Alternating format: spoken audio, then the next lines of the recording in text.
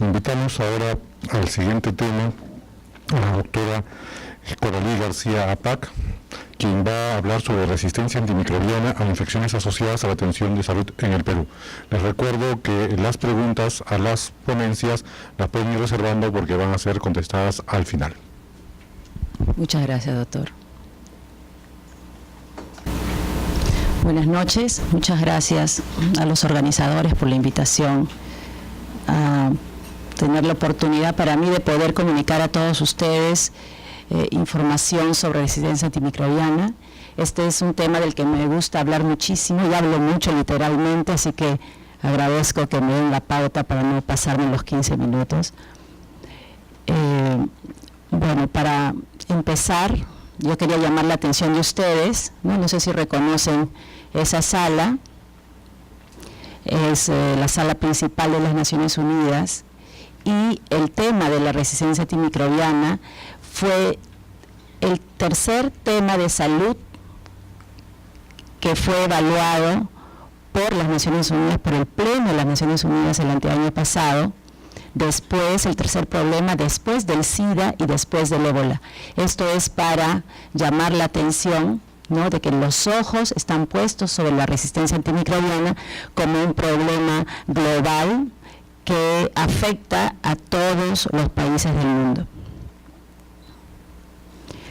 Ahora, tradicionalmente las infecciones se han dividido en infecciones adquiridas en el hospital, también llamadas adquiridas o asociadas a los servicios de salud, y en infecciones que son adquiridas en la comunidad.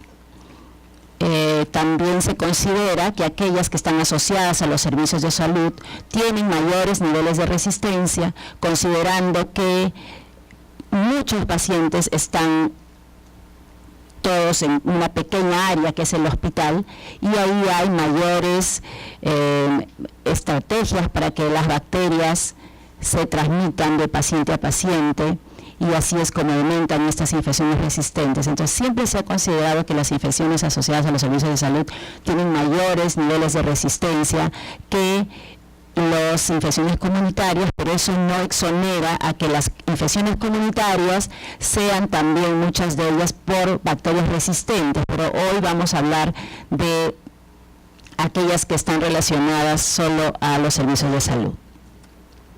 Entonces, de estas, pues sabemos que hay unas que son muy famosas, ¿no? Las famosas, las más conocidas, las que salen en los medios, y después vamos a ver algunos ejemplos de cómo estas bacterias trascienden las paredes del hospital y se vuelven famosas.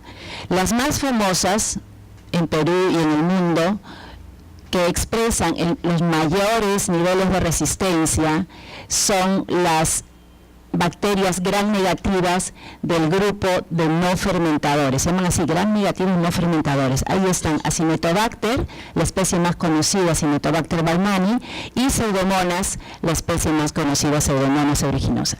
Estas dos son gram negativos no fermentadores y tienen la característica de que tienen un complejo sistema que produce resistencia a múltiples antimicrobianos, ya que tienen mecanismos específicos que se refiere a la producción de beta-lactamasas de distinto nivel y de distinto espectro, asociado a otros métodos inespecíficos como alteraciones a niveles de las porinas, que son aquellas que permiten el ingreso de solutos dentro de la bacteria, es inespecífico, pero ahí caen los antibióticos, y también hacer que los antibióticos salgan más rápido a través de bombas de flujo muy activas. Estos son los principales mecanismos de resistencia de los gram negativos, y todos se suman en los gram negativos no fermentadores, Acinetobacter y Pseudomonas. Así que estas son resistentes aquí y son resistentes en cualquier parte del mundo. Después de eso viene la no muy famosa Klebsiella pneumoniae, ¿no? Es la chica más conocida en los hospitales, particularmente en las unidades de cuidados neonatales. Esto sí es diferente, porque si uno ve el mundo y lo divide una raya a la mitad. En el norte, Klebsiella no produce tanta enfermedad en los recién nacidos como lo produce en el sur. Entonces sí hay diferencias en la epidemiología de Klebsiella pneumoniae y el efecto que tiene dentro de los hospitales si estamos hablando de pacientes del sur versus pacientes del norte. Además, ya lo había comentado el doctor Yagi, el principal mecanismo de resistencia de Klebsiella, que es una enterobacteria, es la producción de beta-lactamasas. Estas beta-lactamasas son capaces de hidrolizar las cefalosporinas de tercera generación, segunda, primera, además de las trionam. Estas se llaman beta-lactamasas de espectro extendido. Y la epidemiología de la producción de beta-lactamasas de espectro extendido, vamos a llamar a partir de ahora BLES, también es diferente. En el norte hay menos y en el sur hay más. Latinoamérica y África son los partes de los continentes o continentes que tienen la mayor producción de BLES en Klebsiella.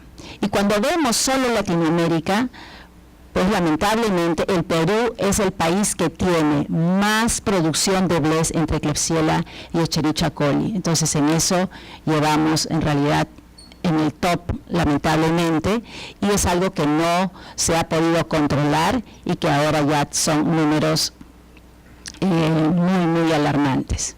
Más recientemente, y seguramente tema de presentación del doctor Málaga, es la emergencia de un nuevo mecanismo de resistencia, que es una beta-lactamasa que además de hidrolizar las cefalosporinas, también hidroliza carbapenems. Y finalmente, Staphylococcus aureus. Staphylococcus aureus sí es un problema en todo el mundo. Staphylococcus aureus resistente a meticilina ocurre en todos los países, creo que no hay ningún país en el que no haya, en algunos países más, en otros países menos. Sin embargo, ya es también una condición, la meticilina resistencia, que a partir de ahora lo voy a decir, MRSA, que no solamente está ocurriendo ya en los países dentro de los hospitales, como ha sido la historia desde los años 60, sino que ya desde los 90 empieza a aparecer también como parte de infecciones en la comunidad. Entonces MRSA ha tenido ese vuelco de ahora ser un problema comunitario, particularmente en algunos países del mundo, en nuestro país en menor tasa todavía.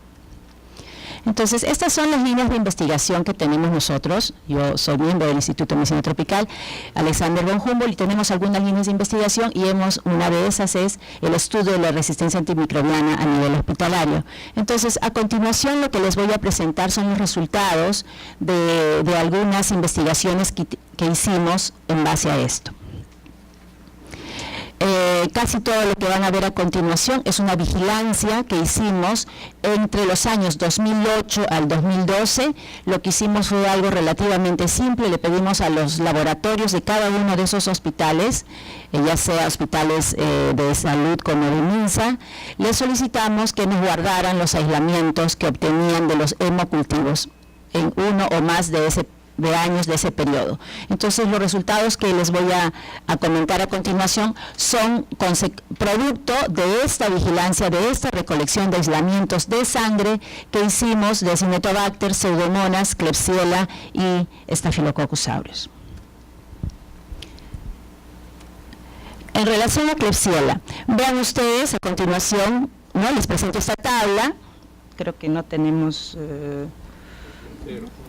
¿Esto es? No, ya, no importa. Entonces, vean ustedes esta tabla, aquí les muestro los aislamientos que obtuvimos entre el año 2008 y el 2009. Estamos hablando hace 10 años de todos estos hospitales de Lima. En este caso les muestro los resultados de 9 y vean ustedes que la producción de BLES, que significa que estos aislamientos son resistentes a las cefalosporinas de tercera, segunda y primera, en esta época, hace 10 años, ya el 75% de las Klebsiellas eran productoras de BLES. Entonces, no hay mucho techo en realidad, estamos casi por llegar ya al 100%. De estos aislamientos que fuimos recolectando, pudimos hacer un artículo solamente concentrándonos en lo que pasaba en los recién nacidos, porque ya que esta vigilancia se basó exclusivamente en la recolección de cepas, no de información clínica per se, solamente las cosas mínimas que normalmente la información que cuenta el laboratorio, pues para muchas situaciones pues no sabíamos si eran hospitalarias o comunitarias, pero las infecciones en recién nacidos casi por reglas son intrahospitalarias. Entonces quisimos abocarnos a lo que estaba ocurriendo en los recién nacidos. Vean ustedes ahí también están listados los 8 hospitales, y también en recién nacidos la proporción de la producción de BLES entre las Klebsielas, estamos hablando de Klebsielas en recién nacidos y en bacterianos, sepsis neonatal, también era del 73% entre los años 2008 al 2011. Cuando quisimos determinar cuál es el tipo de beta-lactamasa, porque son muchas, ¿no? Es una clasificación un poco densa, ¿no? Hay del tipo A, B, hay varias, y en cada clase pues hay subtipos, pero digamos que las más conocidas son las del tipo CTXM, ¿no? Que son las más populares, las que existen en todo el mundo, seguidas por otro grupo que son las SHV y las TEM. Bueno, lo que encontramos fue que estas Klebsielas de los recién nacidos, que estamos partiendo de que tienen que ser infecciones intrahospitalarias, vean ustedes cada una de estas cositas que les cuento aquí, son un tipo de beta-lactamasa. Entonces lo que pudimos ver es que no portaba una beta-lactamasa, sino que portaban múltiples beta-lactamasas. Entonces, en el camino se habían acumulado en esos genomas, en esos genes de resistencia acumulativos. Esto es algo que no está muy reportado en otros lados, pero que aquí hemos demostrado que hay múltiples beta-lactamasas siendo portadas por un solo microorganismo. Ahora, esto no tuvo un reflejo en la elevación de la concentración mínima inhibitoria para los diferentes cefalosporinos. O sea, no era que a más era el MIC más alto, eso no lo pudimos demostrar, pero creo que revela cómo se han ido acumulando estos mecanismos de resistencia dentro de estas bacterias. La mayoría tenía más de 2 beta-lactamasas distintas. Ahora, ustedes dirán, bueno, es resistente a cefalosporinos, pero ¿qué más? Bueno, cuando nosotros dividimos las Klebsielas, es la misma historia para Escherichia coli. Cuando nosotros dividimos las Klebsielas en aquellas que son productoras de BLES versus aquellas que no producen BLES, acá hay un error, perdón, acá las productoras son estas y estas son las que no producen, vemos que hay corresistencia, es decir, las que son productoras de BLES normalmente son corresistentes con quinolonas, particularmente la ciprofloxacina, y también son resistentes a gentamicina. Entonces, estas Klebsielas productoras de BLES, lo mismo casi para Escherichia coli, son resistentes a las cefalosporinas de primera a tercera, pero clínicamente normalmente no se puede utilizar una de cuarta para el tratamiento, son resistentes a la Cionam, son resistentes a las quinolonas, porque si son resistentes a ciprofloxacina ya son resistentes a todas las otras fluoroquinolonas, y también son resistentes a gentamicina. Entonces nos quedamos con poquitas drogas disponibles. Nos quedamos solo con carbapenem, amikacina, que tiene sus bemoles, no se usa en cualquier paciente, hay que tener ciertas indicaciones para el uso de amikacina, y ahí nos quedamos. Es básicamente los únicos antibióticos para los cuales estas Klebsielas son susceptibles. Colistina también, pero bueno, en este caso no abordamos el tema de la colistina, no puedo decir que no haya ninguna que sea resistente porque no hicimos el análisis de colistina.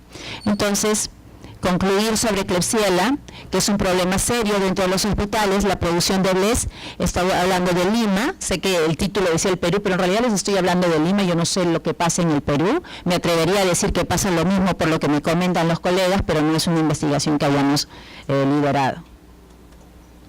Sobre Acinetobacter. En Acinetobacter, como ya yo les había dicho, empecé por Klebsiella, porque siempre es la favorita, pero habíamos hablado de que Acinetobacter clásicamente es una infección resistente a múltiples drogas Y vean ustedes, me he atrevido acá a hacer, esto es lo mismo, son aislamientos de Acinetobacter baumannii de bacteremia. Ninguno de estos pacientes estaba colonizado, estaba infectado por Acinetobacter. Y si ustedes hacen, lo he hecho por ustedes, pero he hecho una rayita ahí, vean ustedes a nivel de 55% más o menos, todos, absolutamente todos los antibióticos que han sido analizados son resistentes por lo menos al 50%. ¿No? Lo que hace todavía más difícil el tratar estas infecciones. Aquí no he sacado el porcentaje de PAN resistentes, pero lo son. Y básicamente para estas infecciones solo queda colistina. En este periodo no hicimos el análisis de colistina, lo estamos trabajando actualmente en cepas ya más modernas, porque estamos hablando, estas son del 2008 al 2013. Entonces, el problema aquí es serio. Cuando buscamos el mecanismo de resistencia, no quiero agobiarlos con los diferentes tipos de carbapenemasas, pero encontramos de manera más prevalente, no casi todas las que eran resistentes a carbapenem, tenían la carbapenemasa u oxacilinasa del tipo OXA 23, entonces esa es la más prevalente. No pudimos determinar la clonalidad, es decir, que todos en los diferentes hospitales estudiados eran el mismo clon, pero sí pudimos identificar que era el mismo, casi en todos los aislamientos resistentes a carbapenem, era el mismo mecanismo de resistencia enzimático. Para Pseudomonas la historia es similar, ¿no? De repente un poco menos extrema que lo que pasa con Acinetobacter, pero vean ustedes que también si uno pone la rayita a nivel del 40%, vamos a ver que la mayoría es resistente por debajo del 40%. En realidad he debido jalar un poquito más la rayita, creo, pero vean ustedes que también en Pseudomonas existe aquí, perdón, resistentes están en verde. También en Pseudomonas el nivel de resistencia a casi todas las drogas es más del 40%. Ahí están los diferentes tipos de beta-lactamasas, que fue el mecanismo de resistencia que buscamos, y las que pudimos determinar que son en su mayoría del tipo GES e IMP. Y finalmente, Staphylococcus aureus resistente a meticilina. Hicimos también estos aislamientos de los diferentes hospitales y vean ustedes que el 50% de todos los aislamientos, si ponemos ya todos los hospitales juntos, era resistente a meticilina, eran MRCA. Cuando vimos ya la parte de la susceptibilidad, vean ustedes, MSCA son las sensibles a meticilina, que esas que son susceptibles a meticilina, que normalmente son comunitarias, vean ustedes que no era desdeñable tampoco la resistencia a los otros antimicrobianos, como por ejemplo en el caso de clindamicina, que era el 20%. Pero ahora si ponemos atención en las que eran resistentes, ¿no?, que eran el 50%, vean ustedes que el nivel de resistencia a los otros antimicrobianos es muy alto, ¿no?, y que típicamente tiene las características fenotípicas de los MRCAs que son adquiridos en el ambiente hospitalario. Hicimos también el mecanismo para ver cuáles eran los clones prevalentes, y el clon que fue más prevalente se llama así, que es el clon chileno cordobés. Fue más, casi el 70% de los aislamientos, y además fue el más común en todos los hospitales. Entonces es una diseminación clonal de este tipo de MRCA en los distintos hospitales que participaron en este proyecto, que fueron en Lima.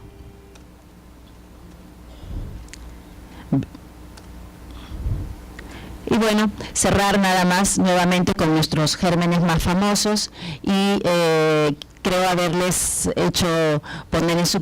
haber puesto en su conocimiento el alto nivel de resistencia que tienen, particularmente en los gram negativos, pero el Staphylococcus aureus resistente a meticilina no se queda atrás, es el 50% de todos los bacterias, y este es un número sólido que ha pasado, lo puedo observar en mi hospital, no lo puedo decir de todos los hospitales, pero que ha continuado siendo sólidamente el 50% en las bacterias en los años siguientes.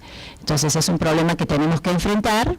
Tenemos pocos antibióticos para tratar a estas personas infectadas por estas bacterias resistentes, y ese es el reto al que estamos enfrentándonos día a día todos los médicos, particularmente los hospitalarios.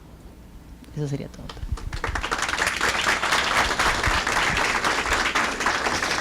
Agradecemos la ponencia de la doctora Coralí García.